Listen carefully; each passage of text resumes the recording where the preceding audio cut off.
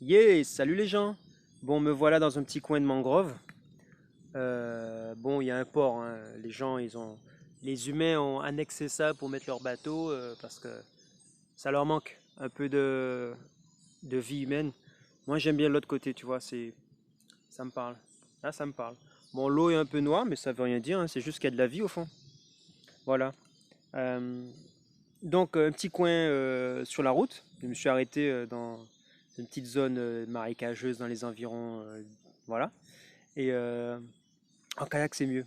Un de ces jours, quand j'aurai mon kayak, quand j'en aurai un, c'est prévu au programme. On ira explorer des trucs comme ça, je vous emmènerai avec moi. Vous allez voir, c'est là qu'on va. Entre autres, bon, il y aura du kayak, il y aura de l'escalade, il y aura du canyoning, il y aura du deltaplane, il y aura tout ce que je peux faire. Tout ce qui est possible de faire, d'expérimenter et d'explorer. Alors, euh, j'en dis trop et pas assez. Non, les projets, tout est lié. C'est sympa, ça va venir. Enjoy, enjoy, patience.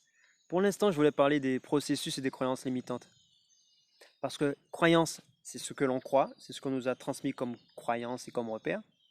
Et processus, ben les processus pour moi, ce sont des mécanismes qui s'enclenchent et qui ont donc un déclencheur et tout un processus, donc étape par étape, mécanisme, comme une chaîne de production. Et donc, je les ai appelés comme ça, processus limitant, parce que pour moi, ça s'apparente à un processus, parce que je le vois s'activer, je vois comment il évolue et qu'est-ce que ça produit comme résultat. Je peux même anticiper. Alors que la croyance, c'est juste une croyance. Tu crois en Dieu, tu crois en l'amour, tu crois en l'humanité, tu as une croyance. C'est juste un fait, un rapport à quelque chose, à un concept, à un fait. Je crois en toi, je crois en moi.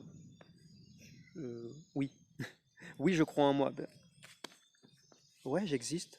Oui, je crois en moi. Grave. Et vous, vous croyez en vous?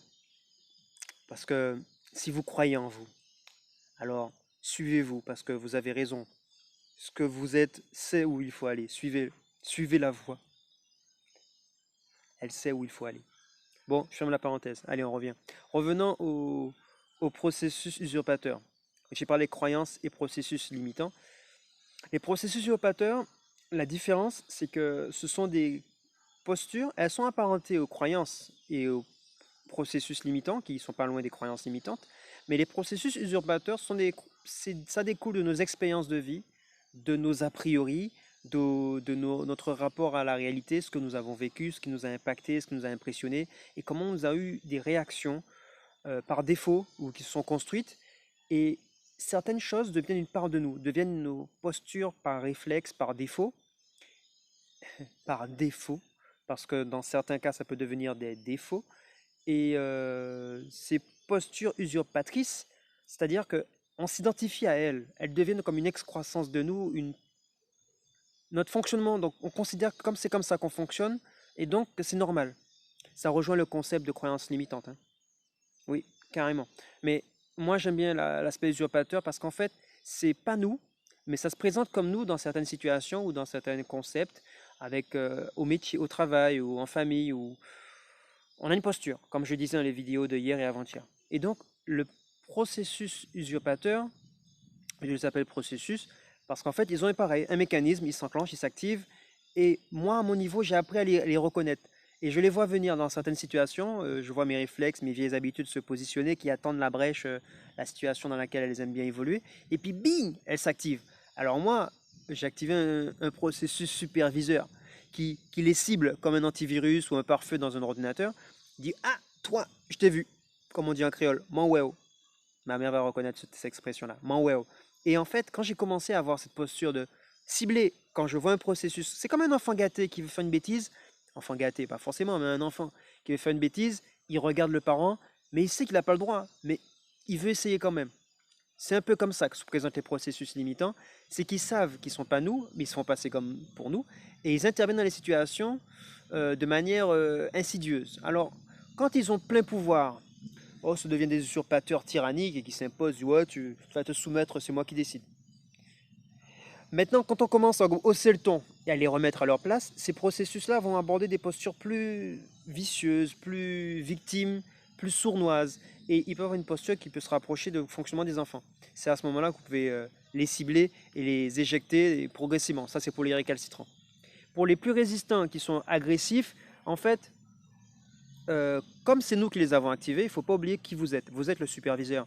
Vous êtes l'entité centrale. Déjà, faut identifier quelle est votre identité centrale, votre personne fondamentale. Si vous l'avez identifiée, rétablissez son autorité. Et en rétablissant son autorité, cette autorité peut faire autorité et remettre à leur place tous les processus qui soient limitants ou qui soient usurpateurs. Et progressivement, vous pouvez disjoncter ou désactiver des fonctionnements. Ça ne se fait pas d'un coup de baguette magique ou en claquant les doigts. C'est un travail de pratique de longue haleine, de répétition, parce qu'en fait, pour que ça finisse par s'intégrer et que les choses puissent se dissiper, se disperser progressivement, il faut prendre un temps. C'est aussi le temps du deuil, parce qu'il est possible que vous ayez activé ces processus usurpateurs à une époque où ils vous rassuraient, où ils donnaient du sens à votre vie. C'était un réflexe, c'était une posture qui vous confortait dans une posture ou dans un fonctionnement. Mais il est possible que vous ayez décidé un jour que ce n'est plus approprié, que ce n'est plus là où vous voulez aller et que vous aspirez à autre chose. Et à ce moment-là, cette posture se retrouve un petit peu orpheline et elle va vouloir s'accrocher, elle va vouloir exister. D'une part, la posture elle-même, donc cet usurpateur lui-même, mais d'autre part, vous-même, parce que vous êtes habitué à utiliser cet outil dans ces situations-là et ça vous rassurait parce que vous transfériez le job et c'était la posture ou ce processus qui faisait le job. Sauf que quand vous vous apprenez à vous responsabiliser, vous ne pouvez plus juste glisser dessus et laisser les choses en mode par défaut. Et donc, il vous faut vous aussi, en tant que superviseur, il vous faut vous aussi faire le deuil de cette solution facile par défaut qui vous a réconforté, qui vous a rassuré, qui a donné du sens à votre vie pendant une époque, mais qui n'est plus d'actualité, qui n'a plus lieu d'être. Et donc, il vous appartient à rétablir l'ordre, à mettre chaque chose à leur place et à réactiver des processus, des nouveaux processus et en garder la main en leur donnant des droits, des capacités que vous octroyez, comme on fait dans un ordinateur. Et on va parler de ça dans une autre vidéo. Et ça rejoint ce que disait mon coach. Soyez l'administrateur de votre système. Ne soyez pas un utilisateur bêta, soyez un administrateur. Donc super user. Voilà, donc avec ces droits d'utilisateur avancés, vous pouvez activer et désactiver des programmes, vous pouvez supprimer des processus limitants, vous pouvez modifier les réglages avancés, ce que ne pourrait pas faire un utilisateur basique. Quant aux enfants, ils ont en plus des droits réduits, ils ont en plus l'accord parental avec le code parental pour activer des processus. Mais attention, les enfants, ils savent hacker les choses de jour en jour, ils savent activer des processus à notre insu, et ce que vous aussi vous avez fait, parce que si vos parents n'étaient pas vigilants, vous l'avez fait. Donc quand on grandit, on peut désactiver des processus ou ils se désactivent d'eux-mêmes pour certains. Tout dépend. Tout dépend de comment ils ont été ancrés, sur quoi ils sont appuyés. Donc voilà, on s'arrête ici pour aujourd'hui. Et puis je retourne faire un petit tour dans ma natural life. Et puis je vous dis à demain. Demain, nous parlerons plus des usurpateurs et des processus limitants. Ça fait 3 jours, c'est bon. Je parlerai de la construction de soi, parce qu'effectivement, on a déjà abordé en filigrane la construction de soi, puisque les usurpateurs, ils faisaient partie d'une construction. Et comme on est en construction permanente et qu'on s'adapte et qu'on évolue, c'est ce que je vous invite à faire. Et donc, c'est pour ça que la construction de soi, la notion de soi, du repère, qui pose le repère et qui est le... Qu'est-ce que c'est tout ça? Comment on se construit? Le soi, le moi, le je, le ça. On va en parler peut-être demain. Je promets rien, mais si c'est ce qui vient, ben, ce sera ça le thème. Et voilà.